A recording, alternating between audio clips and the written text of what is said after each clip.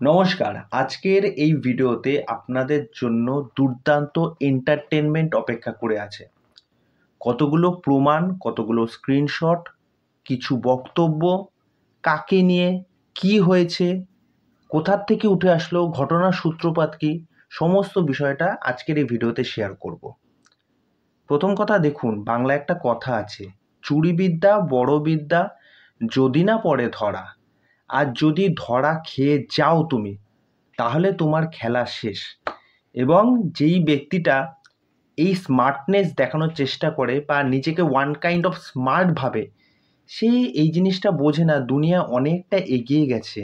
মানুষ প্রত্যেকটা জিনিস পুঙ্খানুপুঙ্খ অবজার্ভ করে, তারা বোঝে, তারা জানে। আজকে আমার এক পরিচিত সাবস্ক্রাইবার, সে আমাকে কতগুলো স্ক্রিনশট পাঠায় একটা বিষয় নিয়ে, একটা ঘটনা সে দেখে একজনের ভিডিওতে। আমি তার নাম নেব না। এবার কাকতালীয় বশত আমার যে সাবস্ক্রাইবার, সে যার চ্যানেল দেখে সে তারও সাবস্ক্রাইবার। এবার তার সাথে একটা বাকবিতণ্ডা হয়, যেটা কমেন্টে প্রত্যেকটা কন্টেন্ট ক্রিয়েটারের সাথেই কিছু কিছু হয়ে থাকে। এবং এই যে সাবস্ক্রাইবার, সে মনে হয় একটু দেবকে নিয়ে একটু বেশি মনে হয় কি বলবো আবেগপ্রবণ। এবার সে আমাকে দুপুরবেলার দিকে স্ক্রিনশটগুলো পাঠায় আর বলে, দেখো যে দেবদার আপকামিং সিনেমা পাগলু 3 নিয়ে একটা এরকম আপডেট চারপাশে ছড়িয়ে যাচ্ছে। এবার আমারই পরিচিত একজন ইউটিউবার রয়েছে যার ভিডিও আমি দেখি, তার সাথে আমার কথাবার্তাগুলো হয়, আমি তাকে এই আমার প্রত্যুত্তরে এই কথাবার্তাগুলো জানাই। এবং সে পরে কি করে, আমার কমেন্টগুলোকে ডিলিট করে দেয় আর আমাকে শেষমেশ নানা রকমভাবে বলতে থাকে যে তুই নিজে কমেন্ট ডিলিট করছিস, নিজে ভুলভাল কথা বলছিস। মানে ওকে এক প্রকার ও যে মিথ্যা কথা বলছে সেটা বোঝানোর চেষ্টা করে, মানে যে ছেলেটি যে বলছে যে ও নিজেই কমেন্ট ডিলিট করছে, নিজেই সমস্ত কিছু করছে। তা ওই ছেলেটি কমেন্ট করে মনে হয় স্ক্রিনশট নিয়ে রেখেছিল। তা যাই হোক, বুদ্ধিমানের কাজ করেছে, হয়তো আগের কোনো ঘটনার থেকে সে শিক্ষা পেয়েছে, যার জন্য সে আগে স্ক্রিনশট নিয়ে রেখেছিল। এবং কি কপাল, মানে আমার কাছে দিয়েছে। তা সেই বিষয়টা আগে আপনাদেরকে শোনাই, কি হয়েছে ঘটনাটা। তা রিসেন্ট টাইমে দেখবেন খাদানের সাথে সাথে একটা খবর চারপাশে সোশ্যাল মিডিয়া বলুন বা কিছু পেজের মাধ্যমে ছড়িয়ে বেড়াচ্ছে, পাগলু 3 আসবে। এবার যেই ভিডিওটা আমি দেখলাম, সেই ভিডিওর মধ্যে যে ক্লিপিংয়ের একটা অংশ দেখা যাচ্ছে, সেটা হচ্ছে 2020 সালের একটা ভিডিও। 2020, আজ থেকে 4 বছর আগে। সেই 4 বছর আগে ভিডিওটার একটা বক্তব্য, যেখানে দেবদা একটা ক্লিপে বলছে যে আমরা পাগলু 3 নিয়ে পরিকল্পনা করছি। সেই ভিডিওটা 2024 সালে প্লে করে এক প্রকার এমনভাবে সেটা দেখানো হচ্ছে, সেটা কিন্তু এক প্রকার খারাপ, একটা ব্যাড এফেক্ট, নেগেটিভিটি ছড়ানো, নিউজ ছড়ানো, ফেক পাবলিসিটি, ফেক নিউজ ছড়ানো, এইগুলোকেই বলা হয়। টাইটেলে এমন কিছু লেখা বা থাম্বনেলে এমন কিছু লেখা যাতে পাবলিক সেখানে গিয়ে ক্লিক করতে বাধ্য হয়। ওকে, জিনিসটা হচ্ছে এরকম। তা সেই ছেলেটির বক্তব্যের স্ক্রিনশট আমি দিয়ে দেবো। তার আগে সে যেটা লিখেছে যে 4 ডিসেম্বর, এই ছেলেটি, আমি নামটা বলছি না, কি একটা নাম্বার দিয়ে 2772P এসব দিয়ে নাম দেওয়া, ছেলেটির নাম সেরকমভাবে লেখা নেই। লিখছে 4 ডিসেম্বর 2020, 4 বছর আগের পুরনো ক্লিপস দেখিয়ে আবার ঢপবাজি। ওকে, এইবার যে কন্টেন্ট ক্রিয়েটার যার ভিডিও সে দেখে, সে লিখছে, একবারও কি বলেছি দেব কাল বলেছে? ভিডিওতে তো বললাম পুরনো ভিডিও, বাট বলেছে তো দেব নিজেই। তখন সে বলছে, টাইটেলে লেখাটা কি তাহলে? দেব পাগলু 3 প্ল্যান করছে, এটার মানে কি সেটা তুমিও ভালো করে জানো। থাম্বনেল আর টাইটেলের লেখা দেখেই মানুষ ক্লিক করে, ভেতরের বক্তব্য বিষয় তো কিছুটা সময় পর শুনবে, কারণ ভিডিও এঙ্গেজমেন্ট অনেকটা হবে। কথার মধ্যে লজিক আছে, কেননা প্রথমে তো ইন্ট্রোডাক্টরি পার্ট হিসেবে কিছুটা কথা বলতে হয়, তারপরে তো মেন টপিকে যায়। তখন গিয়ে বক্তব্য সঠিক না বেঠিক সেটা তো পরে আলোচনা হবে। যাই হোক, সেই দিক থেকে গেলে ভাবতে গেলে ঠিকই আছে। কি ভাবছো, ঘাসে মুখ দিয়ে পাবলিক চলে, কোনো অফিসিয়াল অ্যানাউন্সমেন্ট নেই, যা খুশি? হ্যাঁ, এই বক্তব্যও ঠিকই আছে, কোনো অফিসিয়াল তো অ্যানাউন্সমেন্ট নেই পাগলু 3 নিয়ে। তা যাই হোক, এই স্ক্রিনশটটা ডান দিকে রয়েছে, আর কমেন্ট সেকশানে ওই জায়গায় কিন্তু সেই ছেলেটির কমেন্টটা আর দেখা যাচ্ছে না। তার পরবর্তী কমেন্টটা দেখা যাচ্ছে যে, কই রে, এই তো তোর কমেন্ট, ডিলিট করলে রিপ্লাই দিলাম কি করে, নে স্ক্রিনশট নিয়ে রাখলাম, লোকে বুঝুক কে ঢপবাজ, বেকার বাচ্চা ছেলে। সেই কন্টেন্ট ক্রিয়েটার লিখছে, ততক্ষণে কিন্তু সে তার ওই স্ক্রিনশটটা ডিলিট করে দিচ্ছে, মানে স্ক্রিনশট বলছি, তার ওই কমেন্টটা ডিলিট করে দিয়েছে।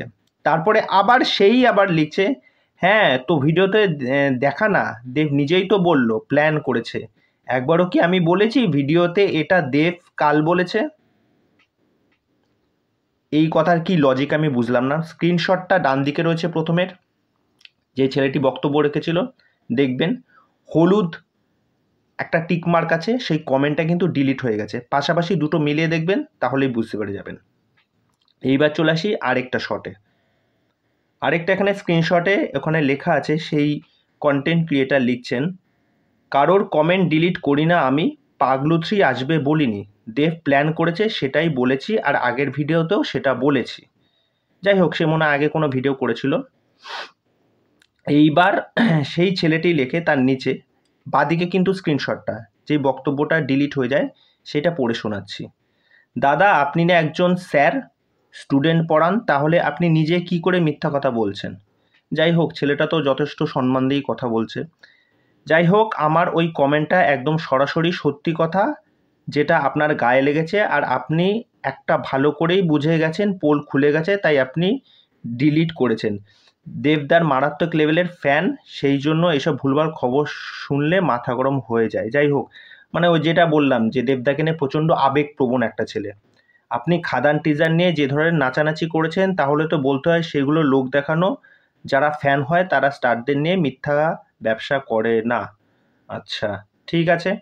এইবার হ্যাঁ, এই কমেন্টটার পর আসল যে এবার কমেন্ট সেকশন, মানে যেই কন্টেন্ট ক্রিয়েটারের কমেন্ট সেকশন, সেখানে কিন্তু সেইটা আর দেখা যাচ্ছে না, মানে যেই ছেলেটি কমেন্টটা প্রিভিয়াস করেছিল সেটা দেখা যায় না। তার নিচেই কিন্তু আবার ওই কন্টেন্ট ক্রিয়েটার লিখছে, এই এই সবেমাত্র কমেন্ট করলাম, মানে যেই ছেলেটি লিখছে এই সবেমাত্র কমেন্ট করলাম, তার মধ্যে আবার ডিলিট করে দিলে, তার মানে তো তোমার পোল খুলে গেছে, দেবদার ফ্যান হয়ে বলছে এই ধরনের মিথ্যা কথাগুলো বন্ধ করো।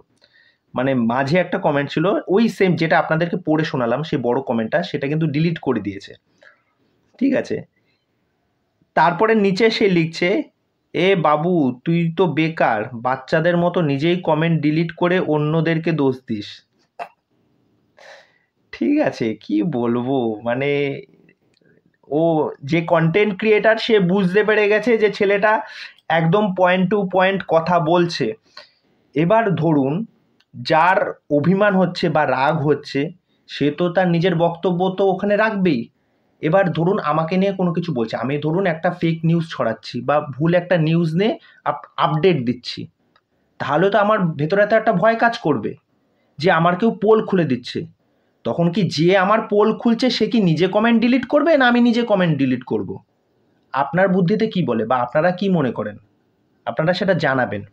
এইটা একটা বিষয়। আর দেখবেন খাদান নিয়ে একটা গুজব ছড়িয়েছিল।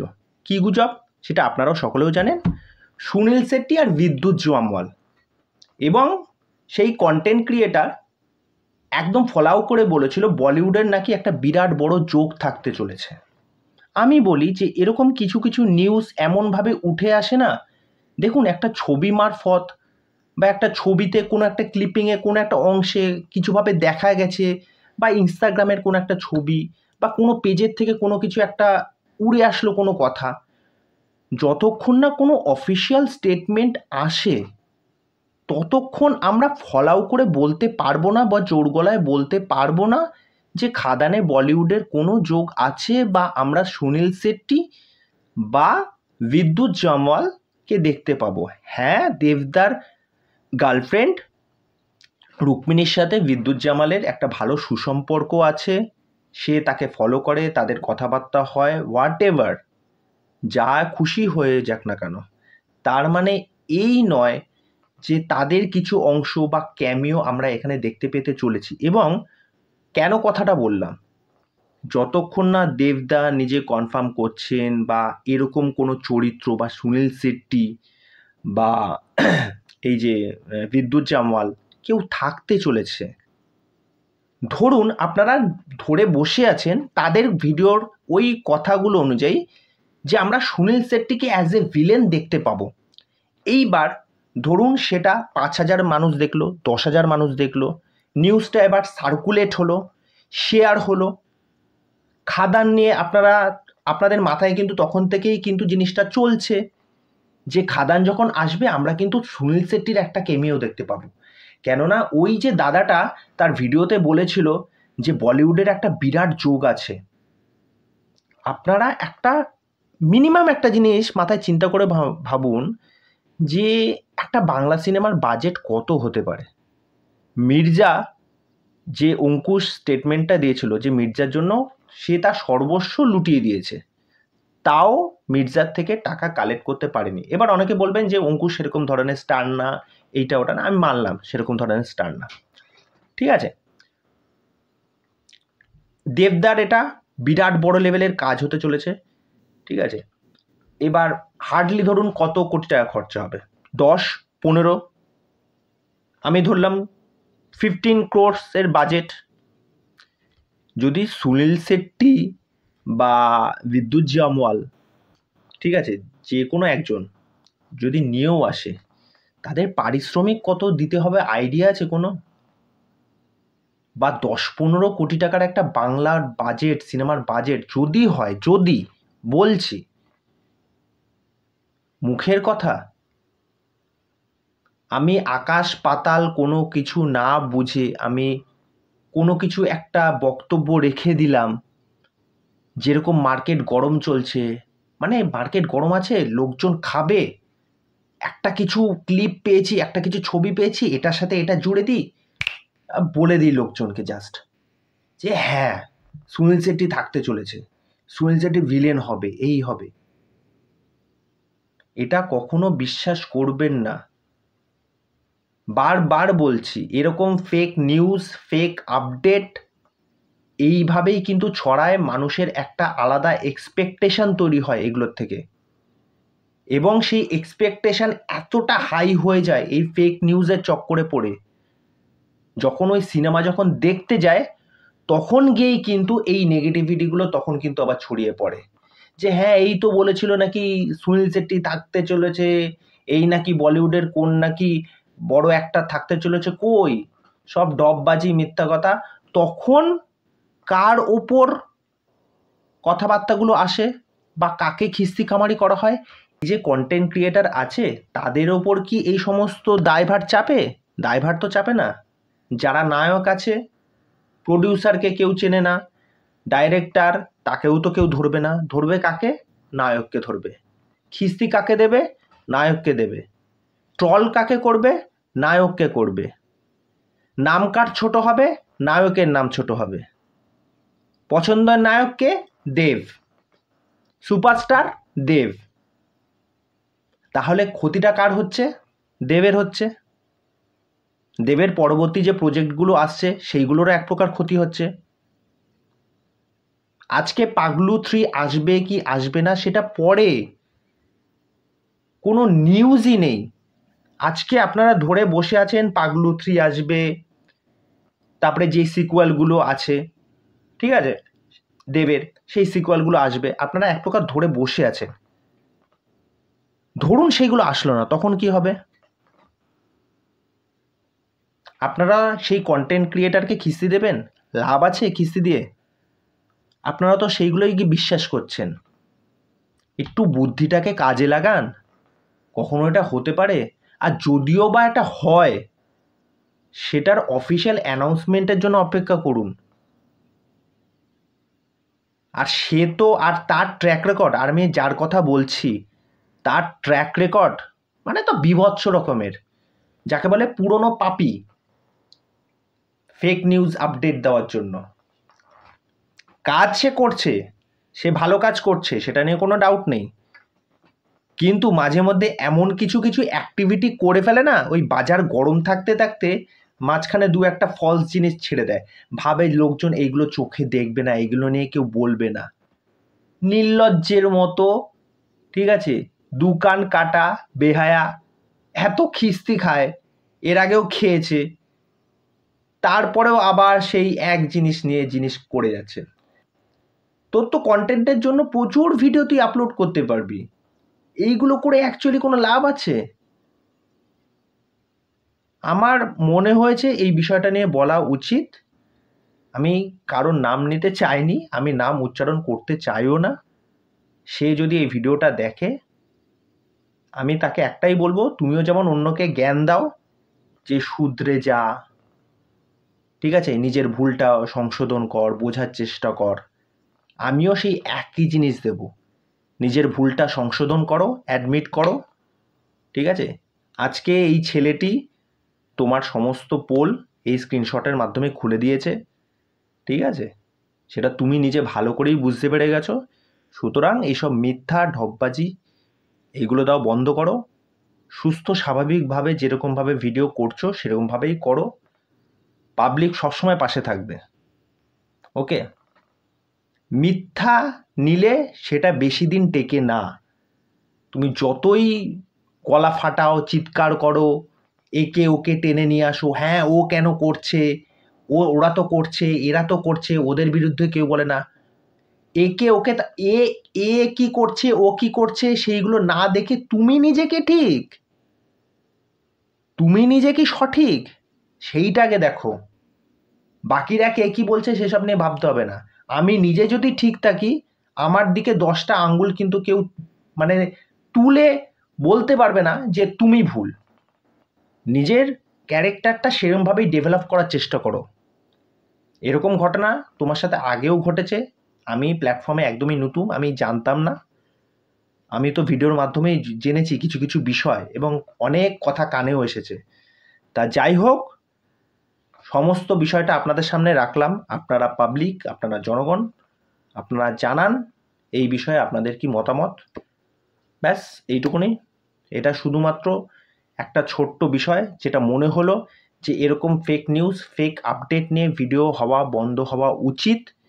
এক প্রকার সেটা পরবর্তী সিনেমার জন্য ক্ষতি, নায়কের জন্য ক্ষতি, তার এক প্রকার অপমান হওয়া। এটা যদি সত্যিকারে কোনো নায়কের প্রতি ভালোবাসা থাকে, তাহলে কখনোই এই ফেক নিউজ দেওয়া বা সেটাকে লোকজনের কাছে পৌঁছে দেওয়া, এই জিনিসগুলো আমার অ্যাজ এ কন্টেন্ট ক্রিয়েটার বা অ্যাজ এ ইউটিউবার আমি মনে করি না যে এটা একদমই ঠিক কাজ। তা যাই হোক, চলুন আজকে এই অবধি, নমস্কার।